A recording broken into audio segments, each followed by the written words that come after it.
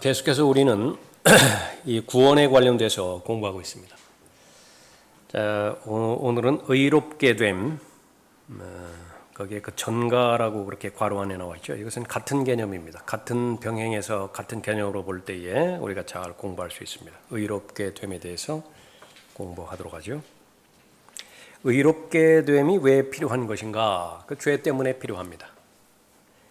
그래서 이 두 가지 대전제는 로마서 3장 9절과 10절인데요. 로마서 3장 9절에서는 유대인들이나 이방인들이나 다 죄 아래 있다고 우리가 이미 증거하였느니라. 모든 사람이 다 죄 아래 있는 상태, 그 상태 하나가 있고요. 두 번째로는 로마서 3장 10절에서 보면 기록된 바와 같으니 의인은 없나니 없도다, 한 사람도 없도다. 그 죄에 대하여 하나님께서 요구하시는 절대적인 기준과 절대적인 수준은 사람 안에서는 발견될 수 없다고 선언하시죠. 궁극적으로 하나님의 의를 소유하는 것, 그 상태를 하나님께서 선언해 주시는 것. 그러니까 너는 나의 의를 가지고 있다. 그렇게 선언하시는 상태를 의롭게 된다. 그렇게 말씀하시는 것인데요. 이것은 법정 용어입니다. 최종적인 재판관이 최종적인 결론을 내릴 때에 무죄 그렇게 판결을 내려지는 것인데, 이것은 단순하게 죄가 없다라고 하는 그 부분만 선언하는 것이 아니라 죄가 없는 것은 물론이고 죄가 없다라고 하는 것은 이제 죄의 용서를 말하겠죠. 죄가 없어졌다라고 하는 것을 말하겠죠. 근데 그것이 빈 공간으로 그냥 유지되는 것이 아니라 하나님 자신의 완벽함이 있습니다. 하나님 자신의 완벽함이 그 자리를 차지하는 것입니다. 이 하나님의 완벽함이라고 하는 것은 아들 예수 그리스도를 통해서 나타난 하나님의 의거든요. 그러니까 그 하나님의 의가 내 안에 충만하게 채워지는 것입니다. 그래서 죄에 대한 용서는 물론이고 하나님의 의가 내 안에 발견되어지는 것을 말하는 것입니다. 그래서 하나님의 법의 완전함을 하나님께서 요구하시는 것인데요. 이 하나님의 법의 완전함을 만족시키는 분, 그분은 바로 예수 그리스도밖에 없다라고 하는 사실을 아는 것입니다. 의롭게 됨의 의미를 선포하는 것, 이것을 구약에서 잘 보여주시는 하나의 예가 되는 것이 이사야 43장 25절입니다. 나는 나 자신을 위하여 내 허물들을 없애는 이니 내 죄들을 기억하지 아니하리라. 나를 기억하라. 나와 함께 변론하여 내가 정당하다는 것을 주장하라. 정당하다라고 하는 것입니다. 정당하다라고 하는 상태. 그래서 이 의롭게 된다라고 하는 것은 하나님의 법률적인 행위입니다. 감정과 관계가 없어요. 지금 내 마음의 상태와도 관계가 없습니다. 재판정에서, 법정에서 하나님의 법률적인 선언을 말하는 것입니다. 이 법적 행위에 의해 믿음을 그리스도 안에 두는 사람은 구원받은 사람이죠. 그 사람은 모두 한 사람도 예외 없이 하나님 앞에서 의롭다고 선언된다. 하나님께서 의롭다고 선언하시는 것이죠. 그 결과는 무엇이냐? 죄로부터 자유롭게 되고 죄의 형벌로부터 자유롭게 되어지는 것입니다. 하나님과의 관계에 있어서 변하지 않는 위치, 지위를 확보한 것입니다. 이것은 바로 아담과 하나님과의 관계로 거슬러 올라가게 되는 것인데, 첫 번째 사람, 범죄하기 전에 사람과 하나님과의 관계, 그것을 생각하면 됩니다. 그러니까 온전한 관계였었죠. 첫 번째 사람은 죽지 않도록 창조되었습니다. 그러나 고의적인 범죄로 인해서 죄가 세상에 들어오게 되었고, 그 죄가 세상에 들어오게 되었을 때 즉각적으로 일어나는 것은 영이 죽은 것이었습니다. 그 영이 죽었다라고 하는 것은 영적인 교제가 단절되었다라고 하는 것인데요. 하나님과의 그 영적인 교제가 깨져버렸어요. 단절돼 버렸습니다. 분리가 돼 버렸죠. 그러니까 그것에 대한 증거로서 계속 도망 다닙니다.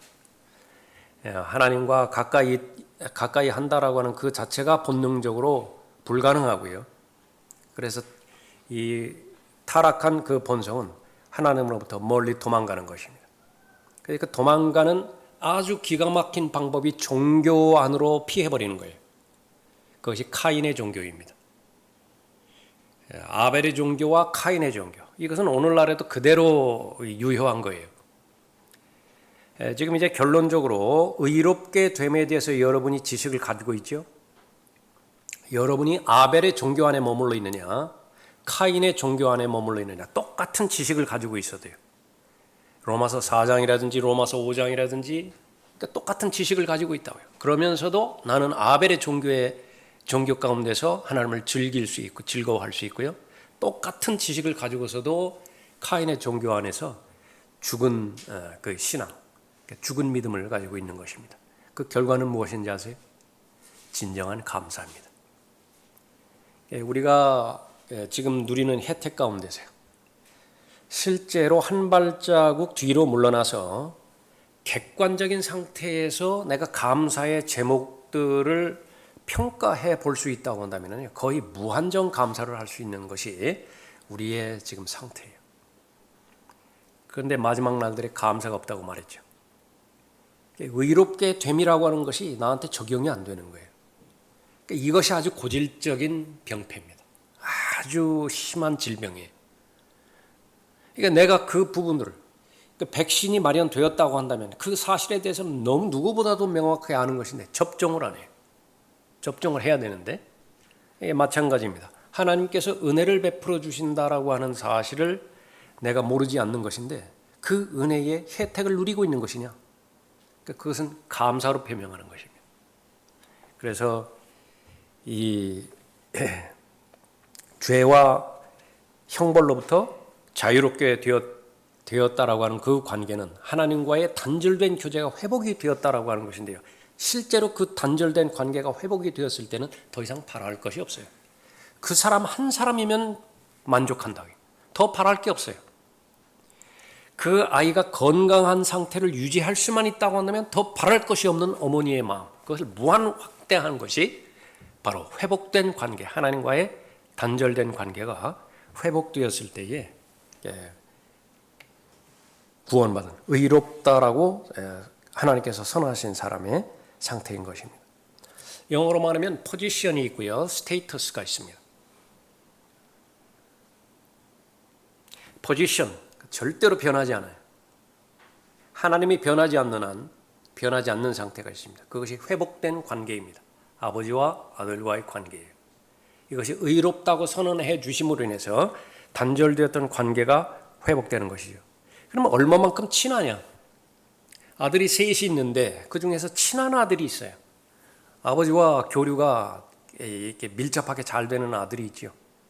세 아들이 분명히 아들의 신분을 가지고 있는 것은 명확하나 sonship.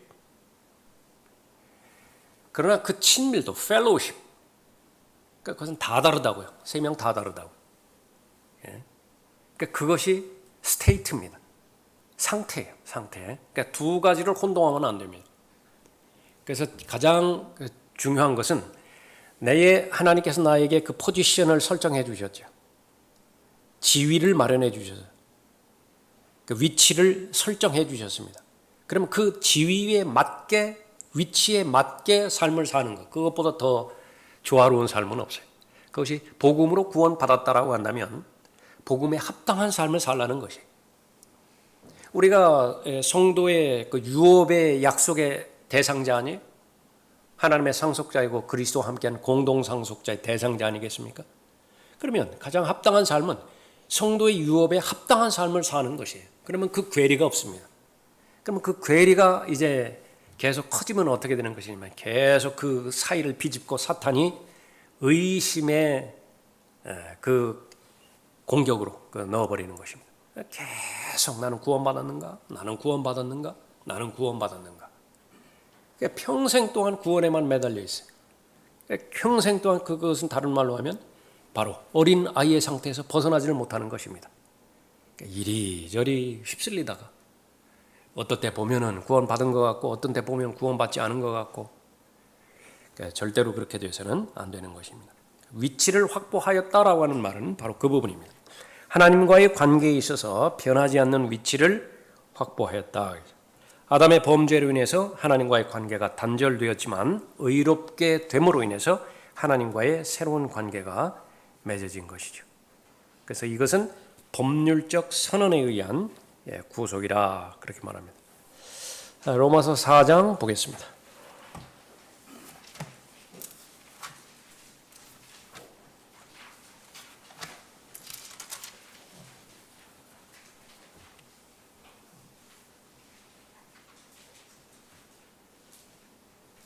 로마 4장 3절.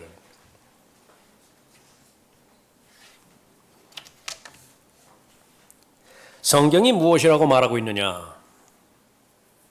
무슨 의미인지 아시겠어요? 성경이 무엇이라고 말하고 있는 것이냐? 마음의 감정에 휩쓸리지 말라 그 말이에요.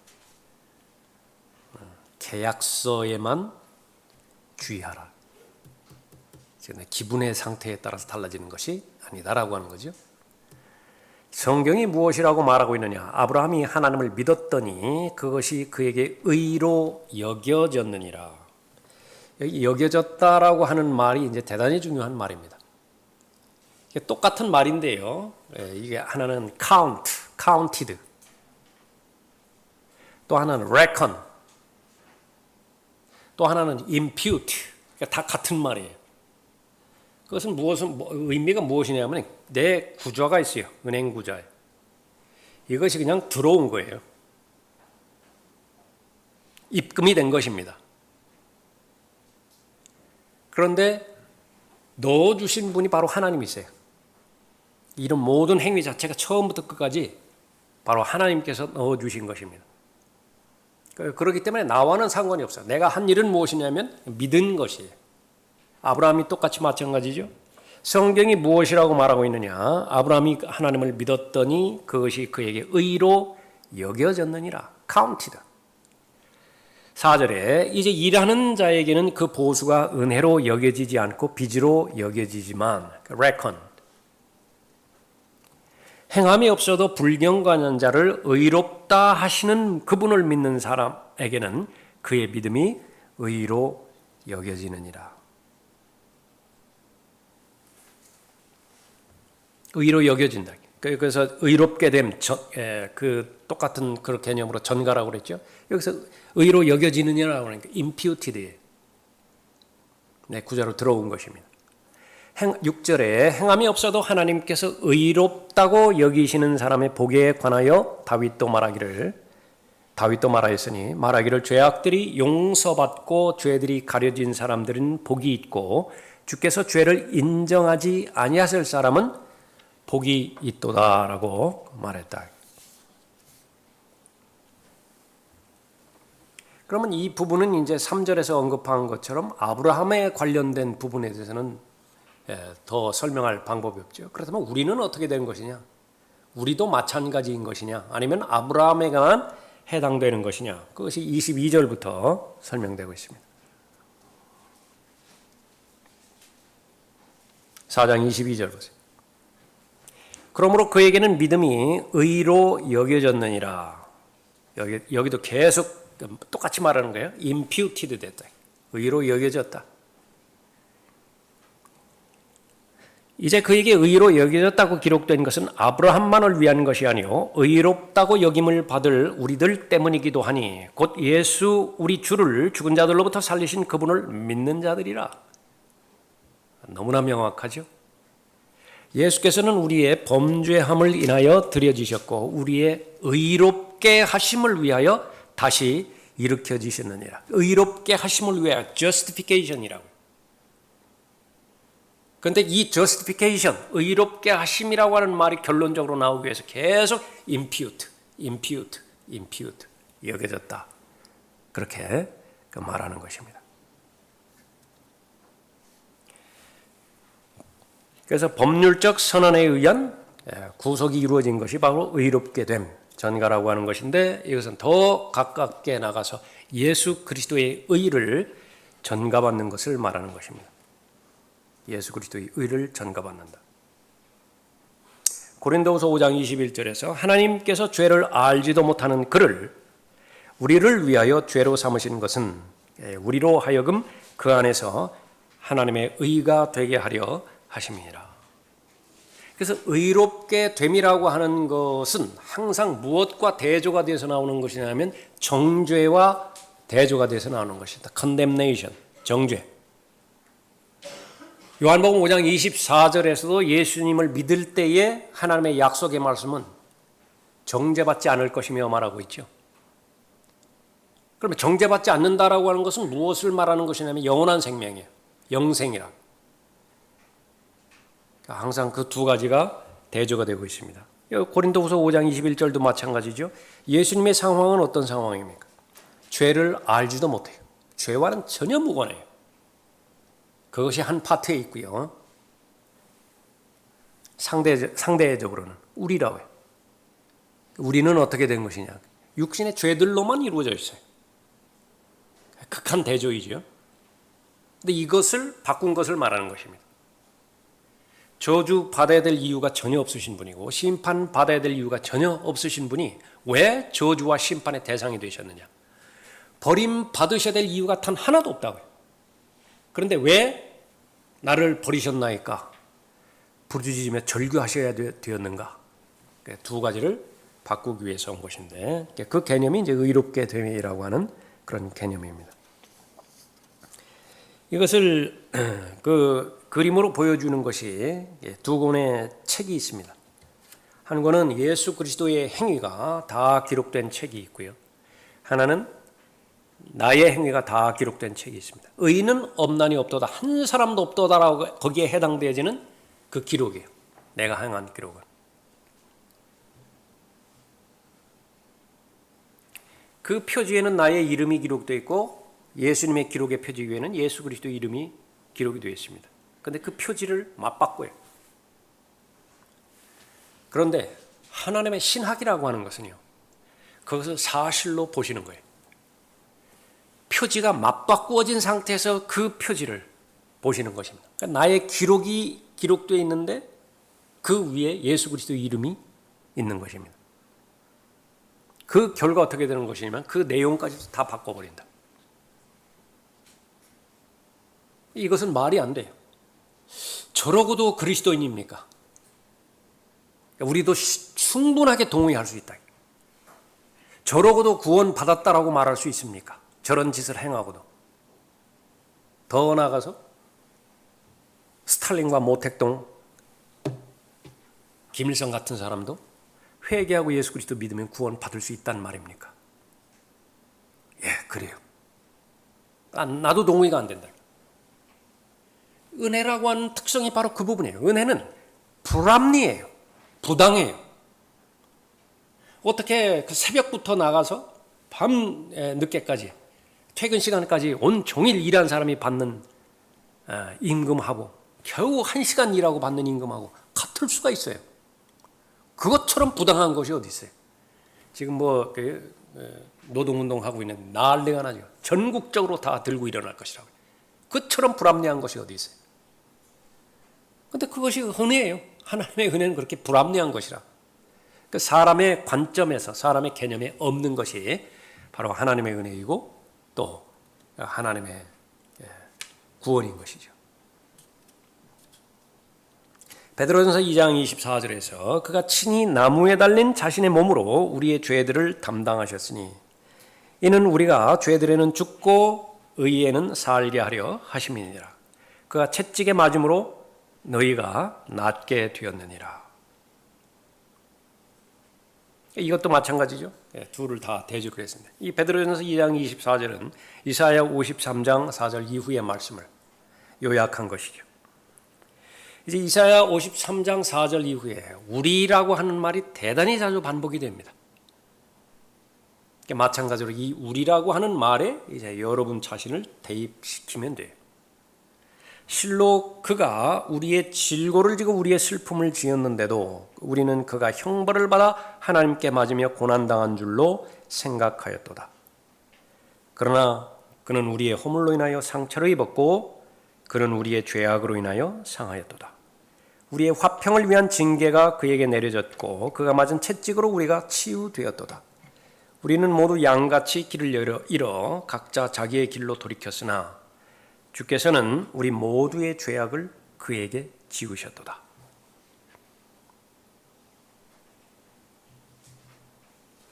이 부분을 신약에서 잘 설명한 것이 이 빌레몬서에 나와 있는 오네시모입니다. 빌레몬서 보십시오.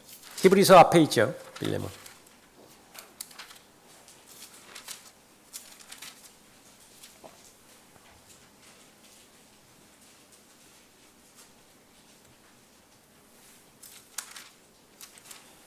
빌레몬에게는 오네시모라고 하는 종이 있었습니다. 노예가 있었어요. 근데 어느 날 그 귀중품이든지 돈이든지 훔쳐가지고서 도망을 가버렸어요. 멀리 도망가 버렸습니다. 어떻게 하다가 로마 감옥에 있는 바울을 만나게 됐습니다. 바울이 구원의 계획을 전해주었고 마음으로 영접해서 구원받았어요. 바울의 가르침을 잘 따라서 잘 성장을 했죠. 귀한 동역자가 된 것입니다. 그 오네시모를 이제 원래의 주인인 빌레몬에게 돌려보냅니다. 돌려보내는 목적은 무엇이냐 그러면 관계의 회복이에요. 오네시모가 자기 주인의 것을 훔쳐서 도망갔을 때 주인과 종의 관계는 단절이 되어버렸습니다. 깨져버렸어요. 원수가 된 것이에요. 이제 서로 만나면은 죽는 일밖에 남지 않았습니다. 죄의 삭은 사망이에요. 근데 바울이라고 하는 바로 복음 전도자를 통해서 회복이 되었죠. 구원을 받게 되었습니다. 마음의 변화를 받게 됐어요. 그래서 당면 과제는 무엇이냐면 이제 그 깨진 관계를 회복하는 것입니다. 근데 공통점은 있어요. 둘 다 하나님의 사람입니다. 그런 관점에서 보는 거예요. 거기 10절 보십시오. 내가 갇힌 중에 낳은 내 아들 오네시모를 위하여 내게 간청하노니 그가 전에는 내게 무익하였으나 이제는 너와 나에게 유익함으로 내가 그를 다시 보내노니 그러므로 너는 그를 받아들이라. 그는 내 마음 같은 자라. 지금 의롭게 됨이라고 하는 그 주제에서 이 부분을 하나하나 적용시켜 보세요. 바울을 예수 그리스도로 그렇게 보고요. 무익하였으나 이제는 유익하다. 하나님 보시기에 우리는 무익한 존재였죠. 의인은 없어요. 하나도 없어요. 무익하다고요. 그러나 이제는 예수 그리스도의 구속사역이 완성된 이후로 받아들이고 영접하는 모든 사람은 유익한 사람이 될 수 있는 조건이 형성된 거죠. 17절에 보십시오. 그러므로 내가 나를 동역자로 여긴다면 그를 나와 같이 영접하라. 이게 대단한 의미가 여기 있습니다. 그러니까 오네시모 자체는 하나부터 열까지 절대로 보지 말라. 나만 보라. 이거 나만. 너는 나만 보라. 내가 너한테 결례하였느냐? 그럼 거부해도 나는 할 말이 없다. 그러나 내가 너와 교제하는 데 있어서 단 한 가지 틈도 없고 흠도 없다고 한다면 나만 바라보고 그를 조건 없이 받아들이라. 이 교리예요. 이것이 그대로 적용되는 것입니다. 하나님께서 죄인을 바라보실 때에 예수 그리스도만 바라보시는 거예요. 아버지 하나님께서. 예수 그리스도께서 하나님 보시기에 어떤 흠이 발견되는 것인가, 점이 발견되는 것이냐, 그렇다고 한다면 우리도 거부될 수 있어요. 그러나 예수 그리스도께서 하나님 보시기에 완벽한 하나님의 의라고 한다고 한다면 그 말이라 거기에 적용되는 것입니다. 그러면 이제 받아들일 수 있는 길이 열린 것입니다. 예수 그리스도가 길이 되신 거예요. 예. 그러므로 네가 나를 동역자로 여긴다면 그를 나와 같이 영접하라. 만일 그가 내게 잘못을 저질렀거나 갚아야 할 빚이 있으면 내게로 넘기라. 어카운트예요. 여기에서 사용된 말이. 우리가 가지고 있는 통장 그 구좌로 계속 넣으라고요. 내가 다 갚아주겠다. 무엇이든지 액수에 상관없이 무엇이든지 다 입금하라. 요청하라. 내가 다 갚아주겠다. 그것이 바로 예수께서 그 죄인인 우리를 위해서 행해 주신 그 구속사역과 완벽하게 일치가 되어지죠. 우리의 모든 죄를 다 예수 그리스도의 구자로 다 넣어버렸어요. 세상 죄를 제거하는 하나님의 어린 양이죠. 베드로전서 3장 18절. 그리스도께서도 교제했습니다. 교제. 베드로전서 3장 18절은 그리스도께서도 죄들로 인하여 한 번 고난을 받으사 의인으로서 불의한 자를 대신하셨으니, 의인 예수 그리스도이시죠. 불의한 자 바로 나 자신이죠. 이는 육신으로는 죽임을 당하셨으나 성령에 의하여 살림을 받으심으로 우리를 하나님께로 인도하려 하심이니라. 베드로전서 3장 18절 대표적인 구절인데 한두 구절입니까? 성경을 읽을 때 이 구절이 나왔다. 잠시 멈추는 것이 중요할 것 같습니다. 감사드리는 거예요. 더 읽지 말고 더 나가지 말고 진지하게 마음 중심으로부터 우러나는 감사를 하나님 앞에 드리는 것입니다. 감사합니다. 거기에 다른 말을 붙일 여력도 없을 것 같아요. 다른 어떤 수식어로 어떻게 붙이겠어요? 감사합니다. 예. 조금 전에 살펴봤던 것처럼 이 부분들을 포함해서 우리가 삶을 사는 데 있어서 호흡하고 삶을 사는 데 있어서 감사할 것이 너무나 많다. 제가 지난주에 음식을 좀 이렇게 잘못 먹었는지 구토를 했는데요. 얼마나 심한 구토를 했는지 이 목 아래가 마비가 되더라고요. 침을 못 삼킬 정도에. 그러니까 보통 보면은 이렇게 구토하면은 그렇게 그냥 평범하게 우리가 생각하는데요. 있는 힘을 다해서 이제 구토를 하게 만들더라고요. 예. 아주 대단했습니다. 예. 그래서 한 이틀 정도는 이제 부드러운 음식 그렇게 먹고, 그러니까 지금 이제 완전하게 회복이 됐어요. 그런데 어저께 그 TV를 이렇게 봤는데요. 그 어린아이들 다루는 그거 있죠. 금쪽 같은 그런 그 프로그램이었어요. 9년 반 동안 계속 토하는 어린아이가 있어요. 병원에서 원인도 몰라요. 힘이 드니까 막 자해를 합니다. 이 구토하는 고통을 다른 쪽으로 분산시키려고 막 피부를 막 쥐어뜯고 머리를 쥐어뜯고 자해를 하는 거예요. 그것을 아버지 어머니가 계속 옆에서 돌봐야 되는데 자그마치 9년이 아버지가 한 말이 지금도 귓가에 맙니다. 사는 것이 지옥이라고. 사는 것이 지옥이라고. 왜 그 사람한테 그런 환경이 놓여졌죠? 왜 우리는 그냥 평범하게 계속해서 살아가는 거예요? 그럼 억지로 막 여기에 적용하려고 해서 막 감사거리를 찾아내려고 해서 이렇게 하는 것이 그렇지는 않아요. 정말로 우리가 냉철하게 객관적으로 하나님 앞에 감사할 제목들만 가지고 있다고 한다면요, 넘쳐나요. 넘쳐나. 한이 없다고요. 감사해야 될 내용이. 죽음 직전에 일어나는 일들에 대해서만 해도 그래요. 그러나 우리는 죽음 넘어서 죄와 죽음과 심판과 영원한 지옥의 형벌의 문제를 이미 해결받았다. 그건 비교의 대상이 안 돼요. 정말 지금 하루하루 사는 삶이 지옥 같은 삶을 경험하게 한다 하더라도 죄와 심판과 지옥의 형벌의 문제가 해결됐다. 이미 해결된 거예요. 그렇다 하더라도. 그런데 얼마만큼 우리가 사는 이 삶이 하나님께서 넣어주시는 풍요로운 삶 가운데서 그렇게 살아가고 있습니다. 의롭게 됨이라고 하는 이 부분, 우리가 지금까지 많이 공부하고 또 지식적으로도 잘 아는 것이지만 문제는 마음으로부터 감사가 우러나오느냐, 한 가지 더 적용해야 될 그런 필요가 있는 것이죠. 자, 의롭게 됨의 필요, 의롭게 됨의 반대는 정죄이다 그랬습니다. 신명기 25장 1절에서 사람들 사이에 논쟁이 있어 그들이 재판을 받으러 오면 재판관들은 그들을 재판하여 의로운 사람들은 의롭다고 하고 하나, 의로운 사람은 의롭다고 하라. 악한 사람들은 정죄할지니라. 그러니까 이 부분에 대해서 의롭게 됨이 필요가 된 것이죠.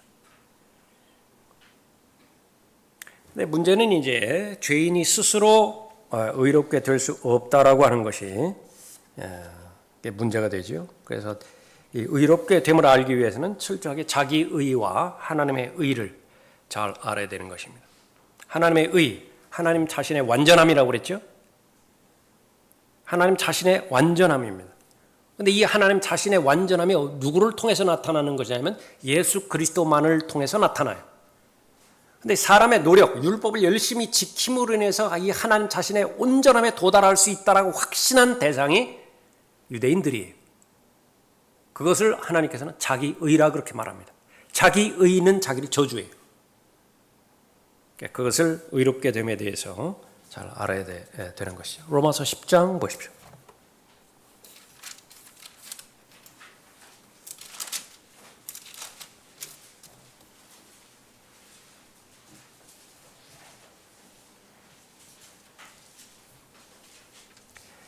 1절에 형제들아 내 마음의 소원과 이스라엘을 위해 하나님께 드리는 기도는 그들이 구원받게 되는 것이라. 하나님께서 유대인들에 대해서도 의롭다 그렇게 선언하게 하시기를 바란다. 내가 그들에 대해 증거하노니 그들에게는 하나님께 대한 열성은 있으나 이것이 없는 것보다 더 못하다. 하나님께 대한 열성. 조건은 진리에 근거하지 않은 열정이에요. 다시 말하면 기초에 해당되는 예수 그리스도에 근거하지 않은 하나님에 대한 열성, 이것은 자신을 저주하는 거예요. 카인의 종교입니다. 그래서 우리의 과제는 계속해서 나는 카인의 종교 안에 머물러 있는 것인가, 형식적이지는 않는 것인가, 종교적인 굴레에 지금 속박에서 묶여 있지는 않는 것인가 확인해 보는 거죠.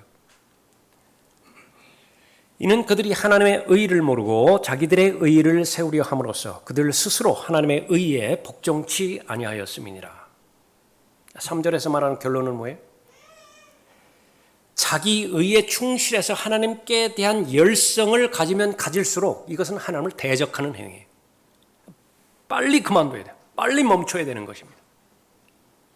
자기를 신뢰하는 것, 육신을 신뢰하는 것인데 그것은 하나님을 대적하는 것이다 그 말하고 있습니다. 4절에 그리스도께서는 믿는 모든 사람에게 의가 되시고자 율법의 끝이 되셨느니라.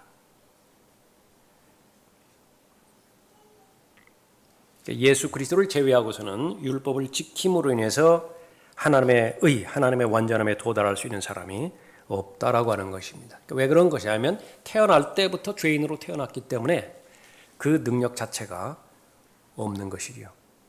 로마서 3장 20절에서 그러므로 율법의 행위로는 그분 앞에 의롭게 될 육체가 없나니 이는 율법을 통해서는 죄의 깨달음이 있음이니라.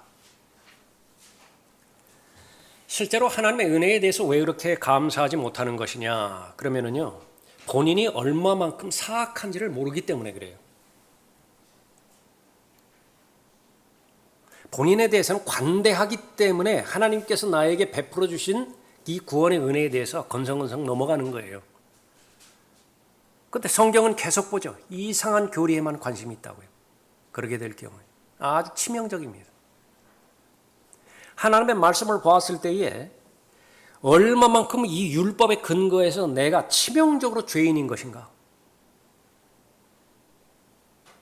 그러니까 그것을 알면 알수록 하나님의 은혜는 이제 점점 더 커지기 시작합니다. 그러니까 두 개가 다 같이 가는 거예요. 그러니까 믿고 났죠. 초신자예요.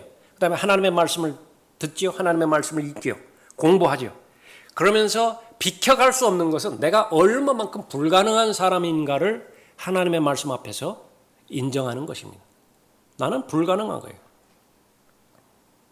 사도 바울이 무슨 죄를 지었다고요? 왜 나는 비참한 사람이로다. 그렇게 부르짖어야만 됐습니까? 나는 비참한 사람이로다. 사도 바울은 그 율법의 행위를 봤을 때는 흠이 없다고 그렇게 말했다. 자신을 소개할 때, 예수 그리스도를 알지 못했을 때, 그것이 은혜의 능력이에요. 하나님의 말씀을 통해서 계속해서 내가 올바른 길로 가고 있는 것인가, 올바른 믿음 생활과 신앙 생활을 하고 있는 것인가, 그것에 대한 표징 가운데 하나는 자신에 대해서 계속 절망해야 돼요. 그런데 그것이 반대로 이루어졌다. 그럼 계속 이제 다른 사람에게 관심이 갑니다. 다른 사람 정죄하느라고 바빠요. 다른 사람 비판하느라고 바쁩니다. 자기 자신은 엉망진창이 되어 가면서도 모르고, 그러니까 본인만 몰라요. 그것이 바로 하나님의 말씀 가운데서 특히 율법에 관련된 부분들을 우리가 읽고 묵상할 때에 자신에게 적용됐을 때 내가 얼마만큼 불가능한 사람인가 그것을 보여주는 것이죠. 죄에 대한 깨달음입니다. 율법은 죄를 없애기 위해서 제정된 것이 아니라 얼마만큼 내가 율법을 지킬 수 없는 사람인가 그것을 보는 거죠. 갈라디아서 2장 16절에서 사람이 율법의 행위로는 의롭게 되는 것이 아니요. 다시 강조하고요. 갈라디아서 3장 10절에서 율법의 행위로 난 자들은 누구든지 저주 아래에 있느니라. 기록되기를 행하도록 율법책에 기록된 모든 것을 계속해서 행하지 않는 자는 누구나 저주를 받느니라고 하였습니다. 한 번만 어겨도 안 된다 그 말이죠. 오늘만 지켜도 안 된다 그 말이에요. 언제 죽을지 모르지만 그 죽을 때까지 꾸준하게 그 수준을 유지해야 된다라고 하는 것인데 그것은 불가능한 것을 보는 것입니다. 값없이 주시는 하나님의 의를 받아들여야 된다 그렇게 말하고 있습니다. 값없이 주시는 하나님의 의라. 로마서 5장 보십시오. 로마서 5장.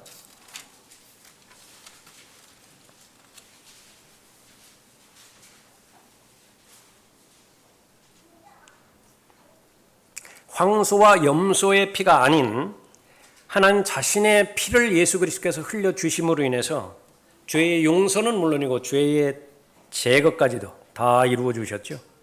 그 죄에 대해서 용서해 주셨고 죄의 형벌로부터도 면제해 주셨습니다. 정죄받지 않도록 그렇게 해 주셨습니다. 그래서 그 모든 부분들이 다 해결되었기 때문에 하나님과의 관계가 회복이 되었는데 그 회복된 그 결과 가운데 하나가 화평과 기쁨이에요. 하나님께서는 그렇게 말씀하신다. 화평과 기쁨이라고. 그러면 나는 의롭게 되었다라고 내가 인정을 한다고 한다면 나는 하나님과의 관계 가운데서 화평과 기쁨을 유지하는 것인가? 그것을 적용해 보는 것이 우리의 과제겠죠. 그것이 우리의 과제예요. 그런데 나는 지식적으로는 의롭게 되었다고 하는데 온갖 세상에서 밀려오는 여러 가지 걱정과 염려 또 결정해야 될 많은 미루어진 일들 막 뒤죽박죽이 돼가지고서 기쁨이 없다.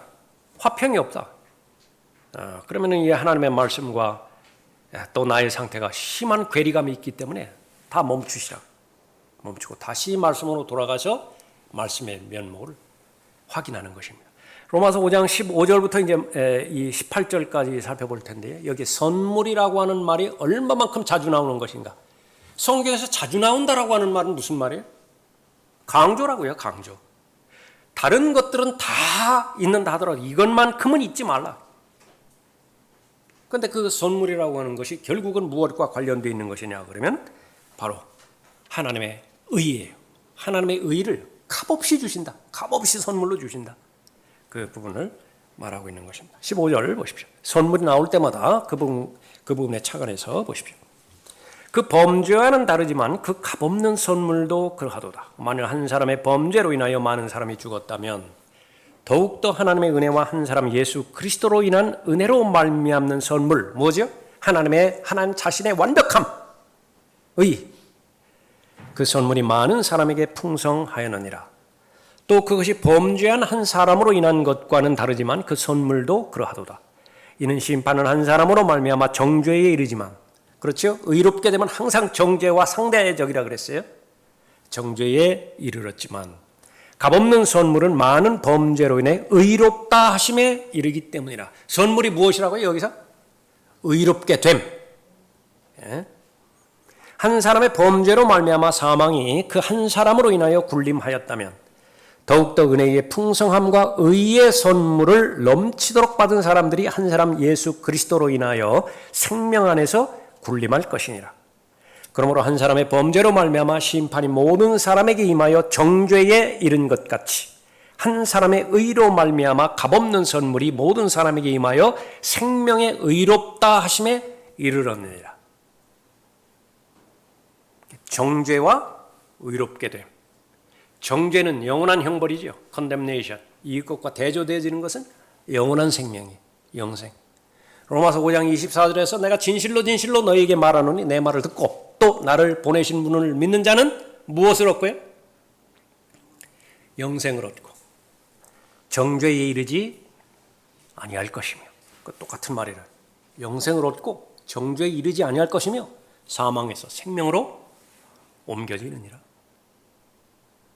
자, 이것이 이제 나에게 이루어졌다. 이것이 나에게 이루어졌다. 사람들 왜 이렇게 하루하루 이렇게 발버둥 칩니까? 건강하게 살려. 왜 이렇게 발버둥 쳐? 하루라도 더 살라고. 아니에요. 그런 그 삶의 그 보장도 하나님께서 행해 주시는 것이지만 거기에 결코 머무르는 것이 아니라 예수 그리스도 안에 있는 하나님의 생명, 영원한 생명을 우리에게 그렇게 주신 것이죠. 그 마지막 그 장에 로마서 5장 1절 말씀 있죠. 여기 보십시오. 화평, 의롭게 됨의 결과입니다. 화평이죠. 그러므로 우리가 믿음으로 의롭게 되었으니 우리 주 예수 그리스도를 통하여 하나님과 화평을 갖느니라. 지금 모든 것들이 다 가지고 있어요. 모든 것들이 다 풍족합니다.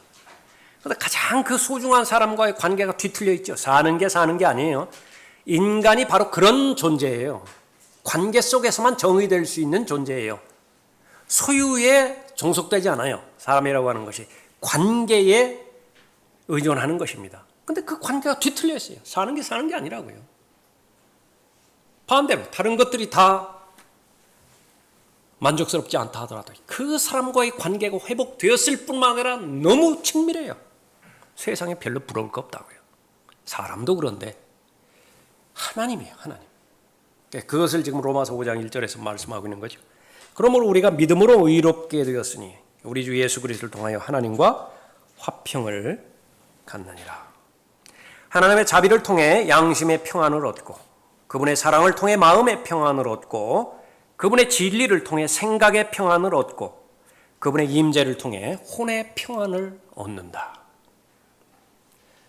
성경에서 사람을 정의할 때에 몸, body 이것을 정의하지 않았어요. 사람을 정의할 때는요. soul, 사람이야. soul, living soul, 살아있는 혼이에요. 이게 마음이죠. 정서가 있고 의지가 있고 지성이 있고 그것을 다 해결해 주는 것이 의롭게 됨의 결과, 하나님께 주시는 평안입니다. 그 결과는 무엇이죠? 하나님 앞에 경배 드리는 거예요. 노래가 있다고요. 감사가 있죠. 예배, 찬양, 간구를 위해 하나님 앞에 담대히 나아갈 수 있는 것입니다. 네. 하나님을 아버지라 부를 수 있는 특권, 그것이 바로 의롭게 되었다고 선언하신 하나님의 자녀들에게 주어진 것이죠. 자, 오늘 여기까지 하겠습니다.